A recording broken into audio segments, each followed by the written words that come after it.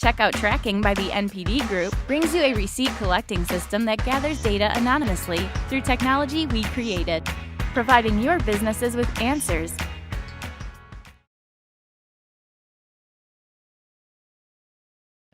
I'm a CEO of Zeptolab. First of all, I hope you're having such a great show, because I am too. I'm meeting such great people and talking to them. Today, I want to share our way of our transformation from 2 people to about 100 people we are now. And before I do that, I wanted to understand what audience do we have? Who's here, indie developer? Okay. Who works for a bigger company? Okay. All right. So let's talk about how we've gone from where we are today to about 5 years ago. So 5 years ago, we started with 2 brothers, twin brothers, Semyon and Yefim Voinov, that basically built the game Cut the Rope. Dream come true, 99 cents game, 40 million downloads in the first year. And obviously, we had a lot of opportunities in front of them. However, talking together, we understood that we want to build a company that's going to be big, interesting gaming company. And the reason why is because we want to make new games. And in order to make new games, you kind of have to be a bigger company, because otherwise, being indie, we thought would be tough life, right? Because today you have success, and if you have the success, you want to build on it. If you don't build on it, I mean, somebody's going to take the success away from you. So we've decided what the company is going to be, right? We said, look, we want to make new games. How do we make them? Well, there are approaches, right? I mean, we can take popular genres, what we call, right? I mean, essentially cloning somebody else's or improving on somebody else's design. We thought, well, this is a great idea and probably a lucrative way to generate revenue and cash flow. It might not be the best way for us because we're slow. And this is not the core competency that we have. We don't have core competency in reverse engineering. We don't have core competency in producing something really, really fast, right? So we decided against that business model. The second business model was to go out and go for something popular, right? I mean, something that people can relate to. Popular genres, Hollywood, something rather, because that way you can be pretty much guaranteed to attract users to your projects. And we also realized that that's probably not a good idea for us, because we know nothing about Hollywood and popular genres as well, because we're located in Russia. So, the only way for us to really move forward was to innovate, right? To make original games, because that way we figured that we'd be known for a great game called Cut the Rope, right? People would, if we innovate, people will want to get our new games, because they will know that we're not going to give them something that they've seen somewhere else. We give them something new, and that lowers the barrier of entry for us, for our games, and therefore provides bigger margins for everybody to go around. So we obviously have Cut the Rope, and we decided, well, it will be stupid not to grow that brand, right? And we decided to grow Cut the Rope, also innovate within that franchise, innovate outside. And obviously, in order to do that, we have to educate our company, because we're starting with 2 people, and we had no idea what free-to-play was. We had no idea what many things I'm going to talk today were when we started this, right? So we needed to educate ourselves and get better at it. So first thing first, I mean, obviously, companies now, instead of 2 people, it's about 10 people. And we're already very confident that we can produce a new IP, and we've had several tests within the company. And this idea won based on the gameplay. We liked the puzzle. So we're like, all right, let's build it. So all the resources of the company basically were dedicated to this one new game called Pudding Monsters. And by the time we were about to release it in 2012 for Christmas, we understood we were too late, because the game was a paid game. And we understood that we're not going to be able to break the bank and really make a hit of the game, even though it consumed basically almost all resources of the company, right? Almost a moment of life and death for the company, because it just was really, really risky. I mean, fortunately, we made money on Pudding Monsters and continued further. Later we came up with Cut the Rope Time Travel, and things were normal again. But at that very moment, it was very scary. So we understood that in order to not be there again, we first of all have to give a little bit more attention to cut the rope, right? And which we did. And second of all, we want to make sure that we don't base our ideas just on a gameplay and for something that we like, right? We want to make sure that product that goes out makes money. I say word money and margin too often, but it has to happen. So we made several adjustments to our process. We implemented 3 creative days, right? I mean, every so often comes a Friday, and obviously the weekend follows, where people do whatever they want to do. And Monday we have competition. Whoever wins gets the prize, and obviously their concepts go into development. We have regular pitches, brainstorms, just regular creative processes where people go take ideas on the whiteboard. Then everybody gets 3 stars, and we put stars on the board. All of the stuff works. We organize seminars and workshops. We bring people in that teach us. Do it constantly. We experiment with new technologies. We obviously work with AR and VR and every possible toy we have on the market in the office. And the reason why is because we want to generate many ideas, and for those ideas to be able to be turned into the games, we had to readjust our process as well. First of all, again, let me remind you that we're in Russia, and by being in Russia, you don't have very many general managers or head of the game or general producer type of roles, because, well, frankly, where would they come from, right? I mean, there are really no MBA schools. I mean, there are not very many companies that do this forever, and so if you have somebody like that, that person most likely has their own company already, right? It's a very similar situation to China, right? So we could not afford to find one general manager for every game that we would do, so we decided to get by with this simple idea that split some responsibilities between product manager, project manager, and the game designer, right? And 3 of them come together, argue a lot, but none of them makes final decisions. Game designer makes a game design decisions, product has to fit the game into the market, and the game has to make money, and the project has to make sure that the game, it doesn't take 5 years and $10 million to happen. So prototype now had to have not just a gameplay, but also metagame, right? I mean, without the metagame, it's not going to be able to be monetized, right? I mean, we figured that much. And implemented a funnel process, which we put lots of different ideas into the funnel. Then we developed a bunch of prototypes, and then we soft launched them. We killed everything along the way, and something comes out. So today, what I want to show you is the example how this process worked for King of Thieves, our latest game that we have released on February 12th. So if you haven't played who has played the game? Awesome, thank you so much.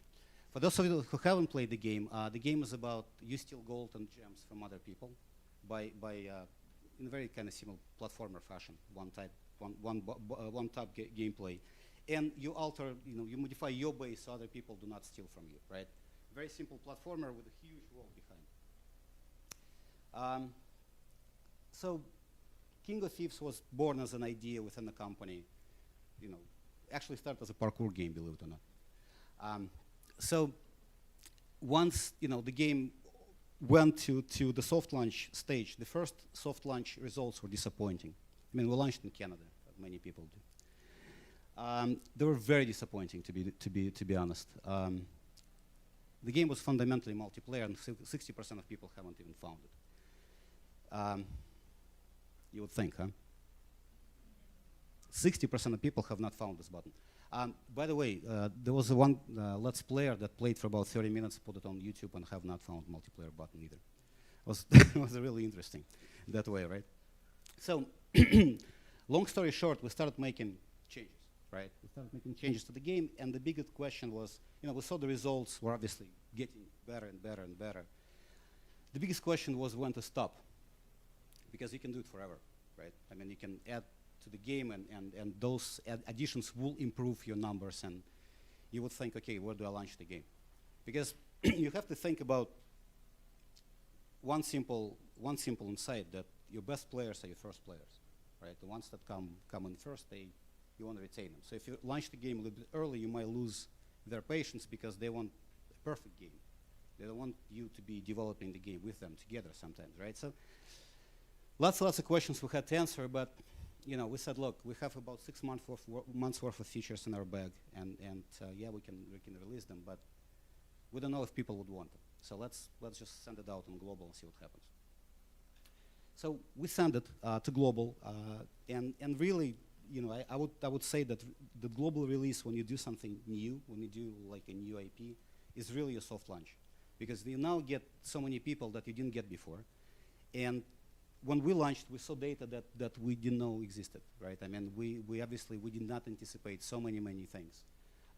We had very many communities. People left us, thousands of reviews that weren't very good. They were like 3.5 stars, and so we've had bugs that we didn't know existed that became features, like long jumps and stuff like that. I mean, we had people hack the game in whichever possible way, shape, and form. There's still we're still fighting the hacking problem, but we obviously got it under control nowadays. But so what we've done essentially is we said, look, okay, first update is going to be about users' feedback. We're not going to do anything new. We're just going to listen to them and fix the issues. And so we fixed some of them. Retention. So as you can see, we haven't started making more money, but we fixed the ratings. We fixed the ratings. We fixed virality. Became better. And so then we started making updates to the game, adding features that we wanted to add from the get-go. And obviously, as you can see, they make the game better. We make more money with every release. There's a new one coming in about a week time frame. For those of you who play, you'll have time-based events and some really precious stones that do magic stuff that you can't otherwise get. So as you can see, we're working on a very simple thing. It's called long-term retention, right? Because once you get in, you work on long-term retention. And this is what the picture looks like totally, right? So starting from soft launch, we have approved monetization 45 times. So obviously our results on the soft launch were very low. But they did not discourage us because, as you can see, retention was there. And we knew how to fix it, right? So we, once with the soft launch 2, then when we got to the 40% retention the first day, we understood that, okay, we got the game. It's fixable, because if people start playing, half people start playing the game, that means something. And then, obviously, long-term retention is something that generates you money. What else? We launched in China the same day we launched in the rest of the world. There we used the local partner Yoda One. We became #1 free game in China. In fact, the download split between US and between China and the rest of the world, as you can see here. So China is basically, as far as downloads go, is basically the rest of the world, if you think about it.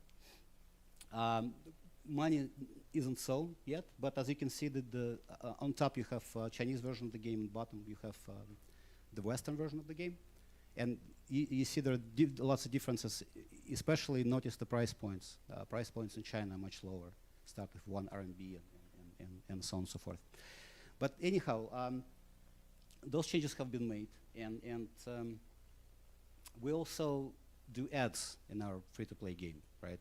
Also, people against many odds, we actually do ads because it's a original game, and every time you press that free button, I mean, you kind of know what kind of ad you're going to see there. I mean, they're all the same, so it's okay. You let people that cannot pay watch ads, and that's fine. It's not fine for some regions, as we're finding as we go along. So there we might turn it off, see how it works. So since month 6 launch, what are we doing, and what's happening right now? We have about 15 million downloads so far without investing into marketing. So we've got it all basically organic. We're testing various campaigns with a budget of about $10,000 a month, very small one, and see how they work before we can turn it on. And we look at what's happening in local markets, because once you dig into the data, you will find a lot of interesting differences between markets. Like, for example, people in Japan pay 30% more than they pay in the US. But in order for you to get certain amount of people to start playing, you have to have a critical mass. And once you go to all those markets, what we actually did, we started talking to people that play the game. We reached out and say, so what's up? What do you think? What's missing for you? And we found very, very many quick and easy to fix issues that we're doing right now. And I think that's going to improve performance in various markets greatly. And this is actually a very easy thing to do for everybody. And you should really think about this.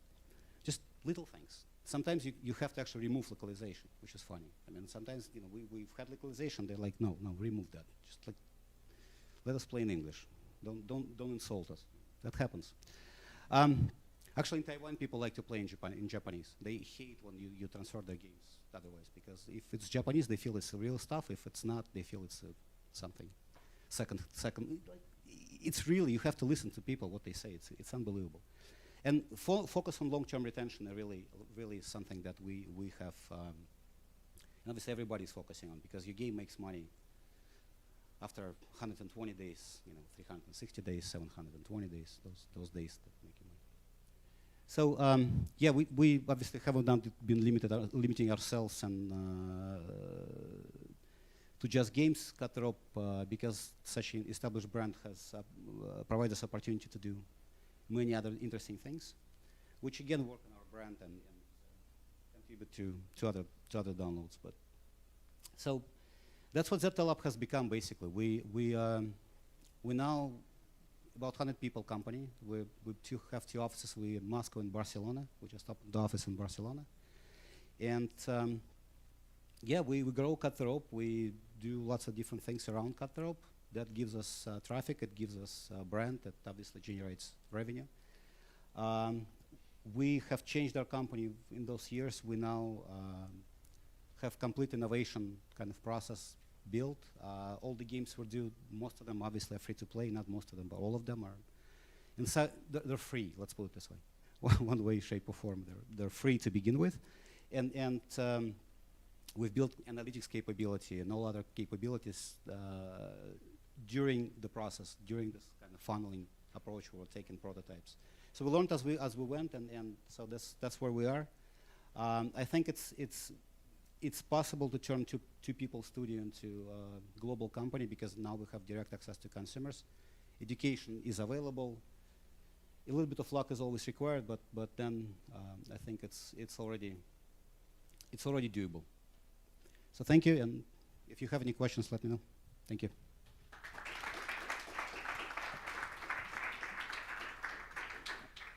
All right, thank you, Misha. Questions, anyone?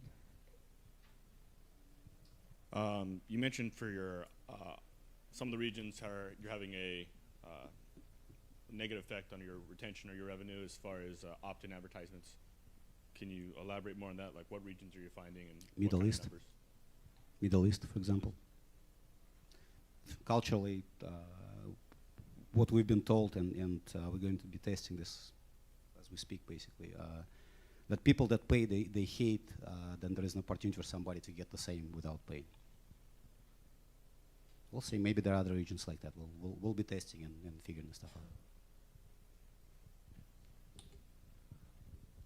So I'm curious as to what the changes were between Soft 1 and Soft 2. I think there was, maybe you briefly flashed it, but it seemed like, how did you make the call that, because 26 and 9, you must have been thinking. Multiplayer, we made the button multiplayer. We removed other buttons and find the match, and that made the change. I see. Interesting. One button. So it was all about the multiplayer. That was the key. Yeah, of course. Because single player is single player. Multiplayer, of course, is the key for retention, for people, for competing. When we added guilds later, that's when it started. Guilds was Soft 4? Guilds were, guilds were in release. Yeah, okay. Guilds were there, but the guild battles, see, they made improvement, like Got it. big one. And so obviously, multiplayer games are all about some sort of competition. So next, time-based events, then, events controlled by community, then, your own events, and you get the idea. I have a couple of questions. The first one is about you said you communicate with your users. What's been the most effective way for you to connect with them? Is it like pop-ups, or do you collect their data and send them emails? And then the second question is about the organic downloads.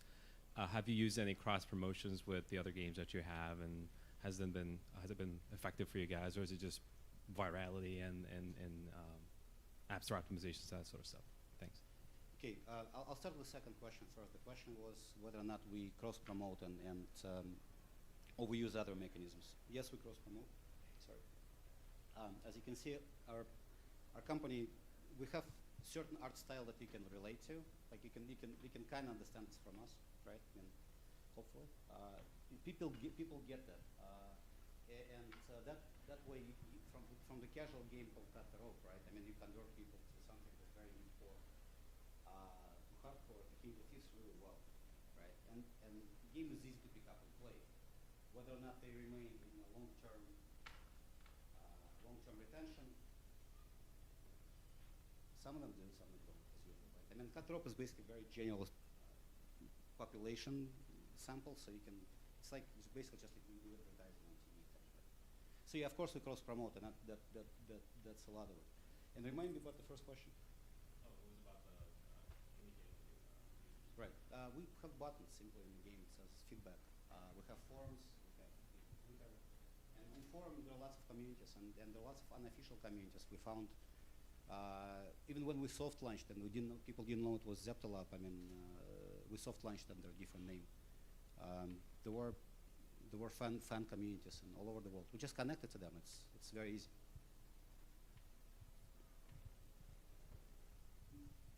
Hi. So I was really addicted to this game. Lost a lot of sleep over it. Thank you. And no, thank you. I guess. I divorced it finally, but I wanted to know because when I played it, I thought I would see it like next to Clash of Clans in terms of top grossing, and it haven't really reached there. Do you think maybe why is that? Yeah, that's exactly why is that.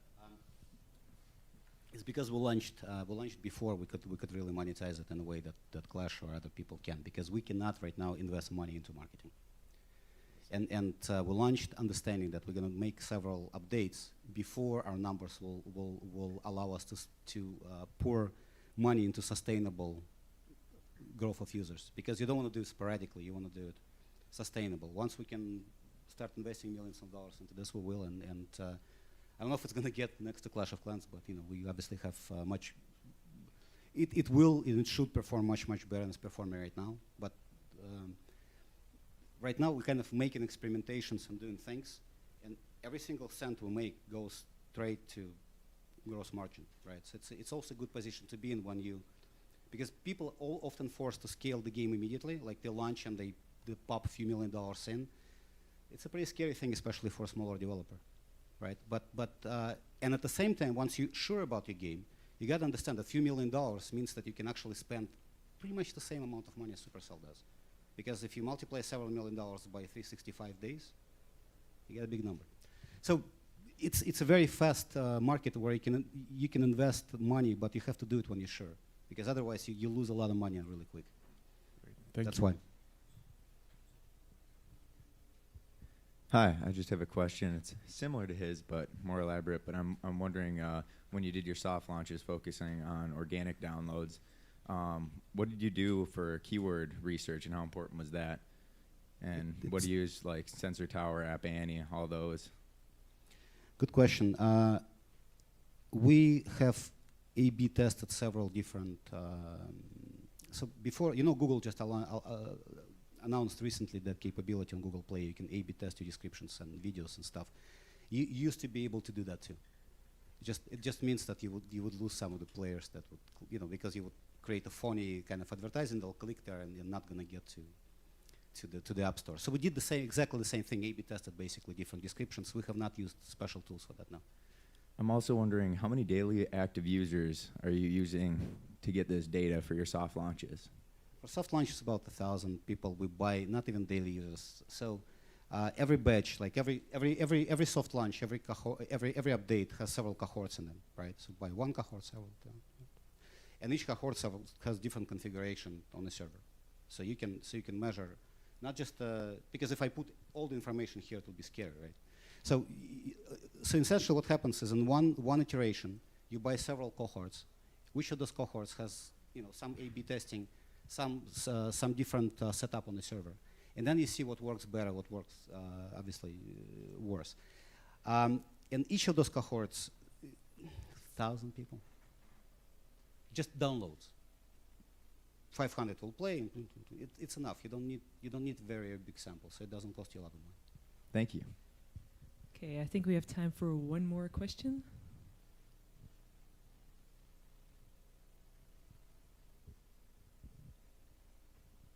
One of the things that sort of rubbed me the wrong way was the implementation of the energy mechanic with the keys, because I felt like that might turn off players, and whether or not it's true, the time that you always get only the last key opens it, and you get pissed off. Did you guys make changes to that, or is that just like a magic monetization mechanic? I get it a lot. It's very true random, okay? When the random is very true, it actually sometimes pisses you off. It's mathematics. We have not seriously. It's funny as it sounds, but in order to piss you off later, we should probably alter the truthness of our randomness. It's honest answer, and we're working on that. We don't have enough data to understand that fully. But yeah, it's the energy system. That's why advertising came in, right? Because yeah, it's number one thing in which we make money, obviously, right? Energy is something that brings you money. Then longer term, other things make you money, but shorter term, energy makes you money. And we just haven't found any other way. I mean, if we found something else more brilliant, we would implement it. We just, unfortunately, like, look, cut the rope, right? I mean, we have not really had free-to-play version of that game, and there is a reason for that. It's because not every game can be free-to-play, and this one we found a mechanic that works for this. I mean, it works. What can I tell you?